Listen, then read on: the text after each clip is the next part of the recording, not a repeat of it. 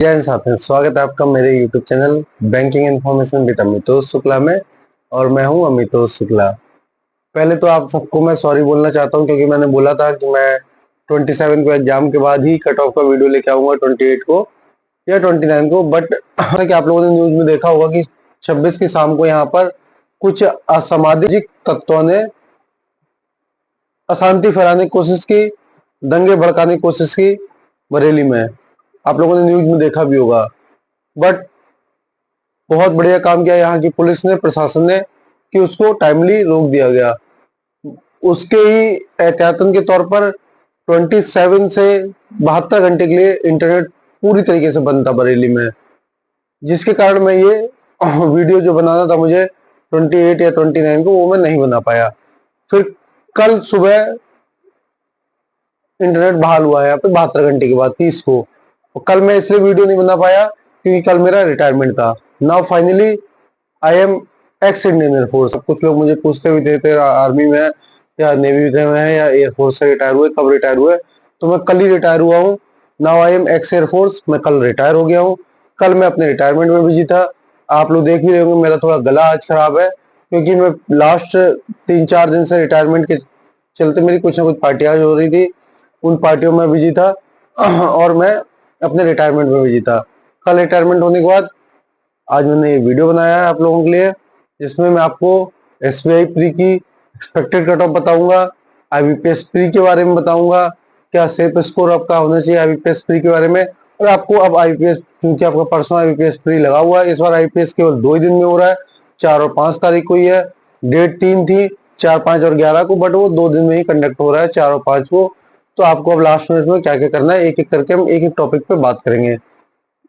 सबसे पहले मैं, आप लोगों ने अभी तक बहुत सारे कट ऑफ के वीडियो देख भी लिए होंगे। मैं आपको फिर कह रहा हूं कि आप कट ऑफ पे ध्यान ज्यादा मत लगाइए।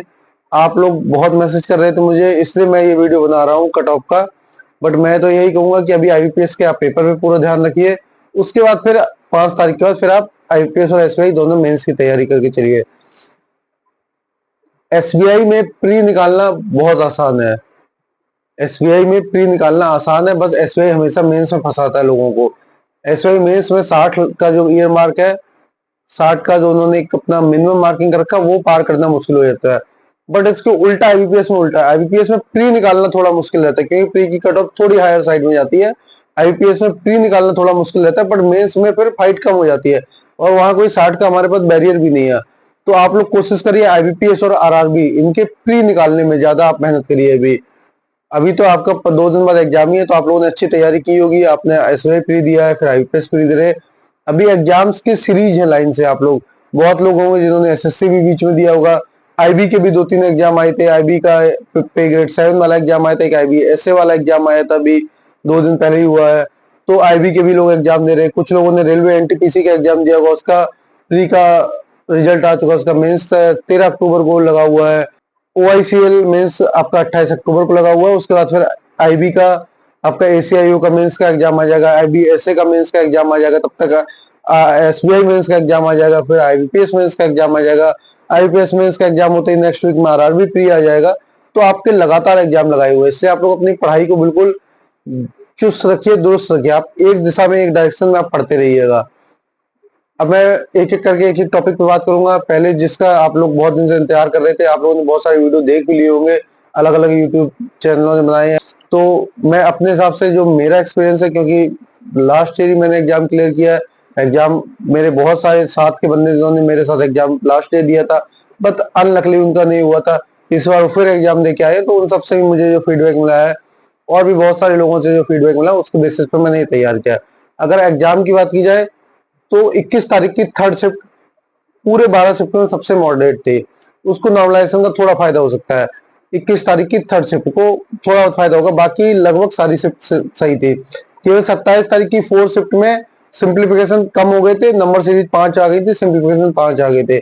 बाकी स्पीड मैथ लगभग सब में 10 का ही आया है। शुरुआत की 1-2 शिफ्ट में 12-13 तक भी गया, नॉर्मली 10 के स्पीड में रहा है। और आपको यही पैटर्न, लगभग यही पैटर्न आईबीपीएस के प्री में देखने को मिलेगा इस बार। आईबीपीएस हमेशा एसबीआई को लास्ट ईयर वाला फॉलो करता है। इस साल को नहीं, लास्ट ईयर भी एसबीआई ने 10 स्पीड में दिया था।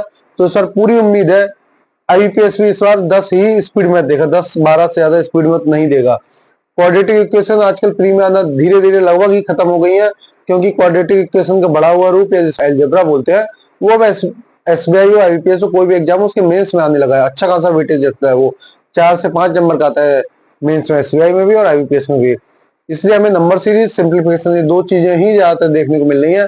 और मुझे ऐसा लग रहा है कि आईबीपीएस के प्री में भी आपको 10 से 12 नंबर का स्पीड मैथ मिलेगा, 2 डीआई मिलेंगी और आपको लगभग 12-13 नंबर का आपको अर्थमेटिक मिलेगा।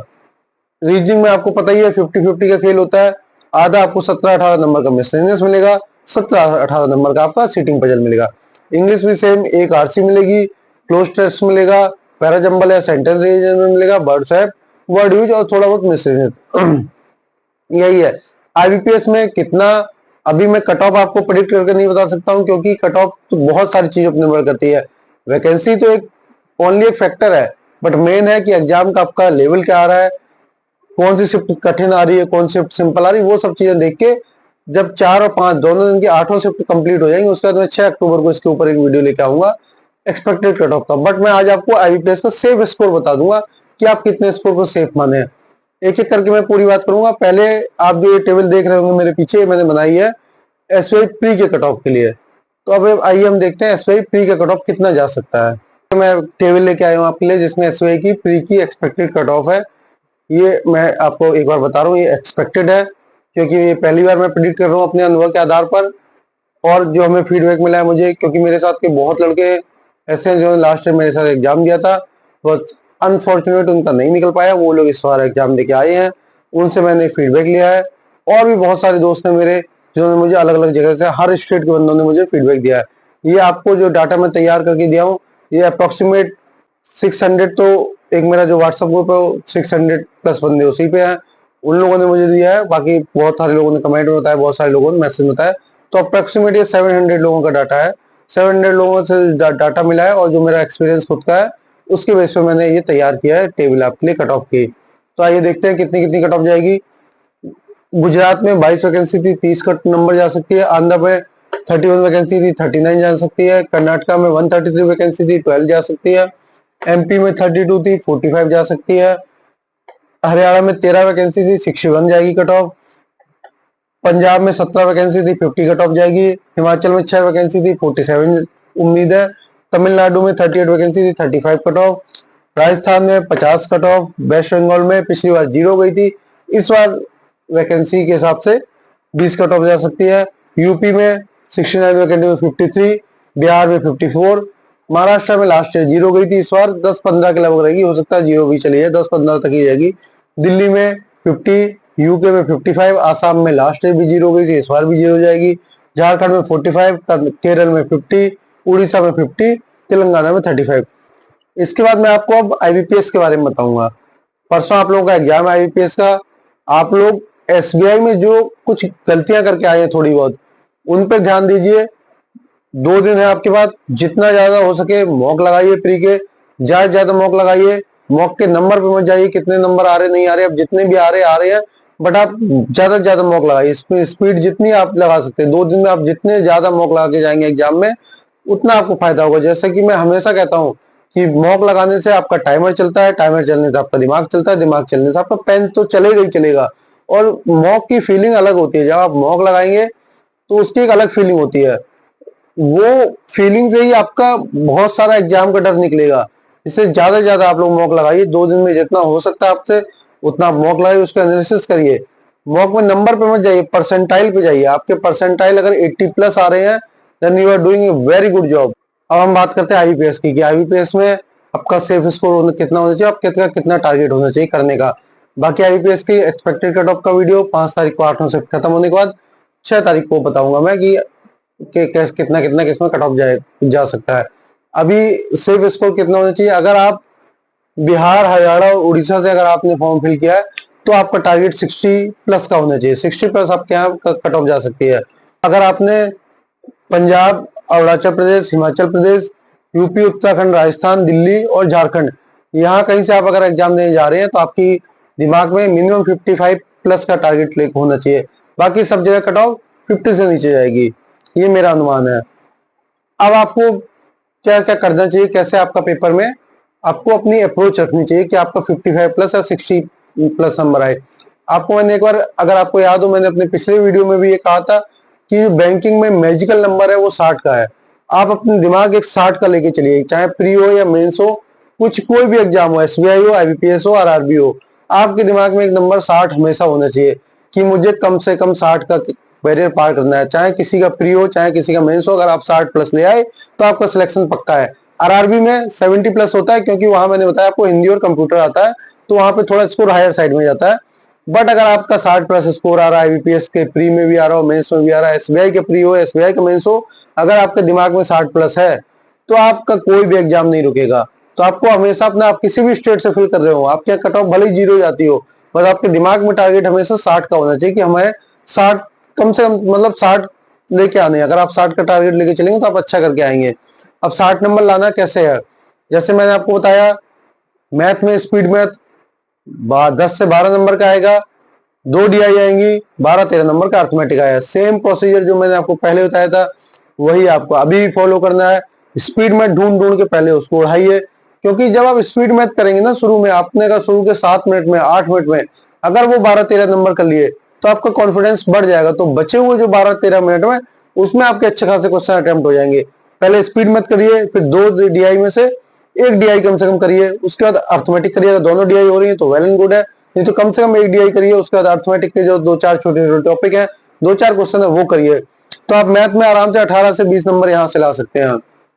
रीजनिंग में पहले पूरा मिसलेनियस आप करिए। ब्लड रिलेशन अगर आपसे नहीं बन रहा है, अभी फिर लास्ट टाइम भी मैंने बोला था, इस बार भी बोल रहा हूँ, ब्लड रिलेशन अगर वन गो में नहीं बन रहा है तो उसको लास्ट के लिए रखिए।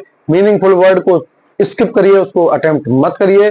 बाकी आप पूरा मिसलेनियस 15-16 नंबर का आएगा, उसको आप अटेम्प्ट करिए। उसका 4 आपकी सीटिंग और पजल के क्वेश्चन आएंगे, 18 से 20 नंबर में आएगा। कभी 17 का भी आता है, कभी 18 का भी आता है, कभी 3 आएंगी या 4 आएंगी, कभी कभी कंपेरिजन बेस एक छोटी सी भी आती है 2 नंबर की।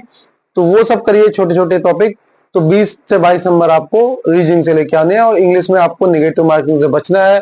एसबीआई में मैंने बोला था, इस बार भी बोल रहा हूँ, इंग्लिश में पहले मिसलेनियस का पार्ट करिए, लास्ट में आरसी करिए। आरसी के antonym, synonym, bold item, fill in the blanks, ये क्वेश्चन पहले करिए। फिर क्वेश्चन से कोई कीवर्ड उठा के पैराग्राफ में ढूंढिए, और उधर से आपको, अगर आपके पास टाइम नहीं रहता तो ये सब शॉर्ट ट्रिक है पेपर सॉल्व करने की। तो आपको इंग्लिश में, एसबीआई में बहुत लोग कह रहे हैं मैं 70 प्लस करके आया हूँ, 80 प्लस करके आया हूँ, बट तब आप देखिए, जब रिजल्ट आएगा तब उनका आप नंबर देखिएगा, क्योंकि इंग्लिश में एक्यूरेसी का कुछ पता नहीं। इंग्लिश में मैं बता रहा हूँ, नेगेटिव मार्किंग से बचिए। इंग्लिश आपके अटेम्प्ट बढ़वा सकती है, अटेम्प्ट बढ़ेगी तो आपकी माइनस मार्किंग भी इंग्लिश बढ़वाती है। इंग्लिश आपको नंबर दिलाती भी है और नंबर आपके डुबोती भी है। जो आपने मैथ रीजनिंग में मेहनत की, उसको डुबोने का भी काम कर सकती है इंग्लिश। तो इंग्लिश के ऊपर ज्यादा डिपेंडेबल नहीं होना है। इंग्लिश सिंपल आती है बट नेगेटिव मार्किंग भी देती है, इसलिए कोशिश करिए कि इंग्लिश में भी आप 15 से 20 के बीच में रखिए, उससे ज्यादा मत करिए। अगर आपको फुल्ली कॉन्फिडेंट नहीं है, एरर डिटेक्शन अगर आपको नहीं समझ में आ रहा है, छोड़ दीजिए। पैरा जंबल में पूरा नहीं बन रहा है तो इंट्रोडक्शन और कंक्लूजन वाला केवल 2 ही करिए। वोकैब वाला, अगर क्लोज टेस्ट है या फिलर आ रहा है वोकैब से रिलेटेड, अगर आपको उसका मीनिंग नहीं पता है, स्किप करिए। स्किप करना भी एक कला है बैंकिंग एग्जाम में। सारा अटेम्प्ट करने की जरूरत नहीं है, स्किप करना भी एक बहुत बड़ी कला है। आपको अपने अटेम्प्ट कम भली रखो, बट एक्यूरेसी पे बहुत काम करना है। आप अगर 55 करके आ रहे हो विथ एक्यूरेसी के साथ, तो वो भी एक अच्छा स्कोर है। बाकी आपकी शिफ्ट कैसी है, आपको डिमोरलाइज नहीं होना कि मेरा पेपर टफ आ गया। हो सकता है वो शिफ्ट ही टफ हो। 21 तारीख की थर्ड शिफ्ट मॉडरेट लेवल की थी, बाकी 12 की 12 शिफ्ट में सबसे मॉडरेट लेवल की 21 तारीख की थर्ड शिफ्ट थी। बाकी 11 शिफ्ट का लेवल लगभग बराबर था एसबीआई में। 21 तारीख की थर्ड शिफ्ट को नॉर्मलाइजेशन में 2-3 नंबर का फायदा भी होगा, आप देखिएगा। इसलिए इन सब बातों पे आप ध्यान मत लगाइए। आप अपने मन में एक स्कोर 60 का लेके चलिए, 60 के हिसाब से आप अपनी पढ़ाई करिए और आप अच्छे से पेपर देके आइए। अगर आपको मेरा चैनल अच्छा लग रहा है, मेरा दिया हुआ कंटेंट अच्छा लग रहा है, आज हो सकता है आपको मेरी आवाज सही ना लग रही, क्योंकि मेरा गला पूरा बैठा हुआ है लास्ट 4 दिन से। आपको पता है जब आदमी रिटायर होता है तो बहुत सारी पार्टीज होती है, तो लास्ट 4 दिन से मैं थोड़ा पार्टी में भी बिजी था। मेरे घर से भी कुछ गेस्ट आए हुए थे, उन सब में मैं थोड़ा बिजी था। और ऊपर से ऐसी बाबा की कृपा हुई कि यहाँ इंटरनेट भी बंद था और थोड़ा माहौल भी गड़बड़ था। बट फिर भी इंटरनेट बंद भी था तो थोड़ा परिवार के लोग आए हुए थे, उनके साथ टाइम स्पेंड करने का टाइम मिल गया। इंटरनेट खुला रहता तो लोग अपने अपने मोबाइल में लगे रहते हैं, सबको पता है। तो अब इंटरनेट सही चल रहा है, अब आपको बराबर टाइम पे वीडियो मिलते रहेंगे। अब मैं रिटायर भी हो गया हूँ, मोस्ट प्रॉब्ली मैं 15 तारीख तक एसबीआई ज्वाइन कर लूंगा। फिर आगे मैं आपको जैसे जैसे होगा वैसे वैसे मैं आपको अपडेट देता रहूंगा। तब तक के लिए आप चैनल को लाइक करिए, सब्सक्राइब करिए, ज्यादा से ज्यादा एक्स सर्विसमैन भाइयों तक शेयर करिए। जय हिंद, जय भारत।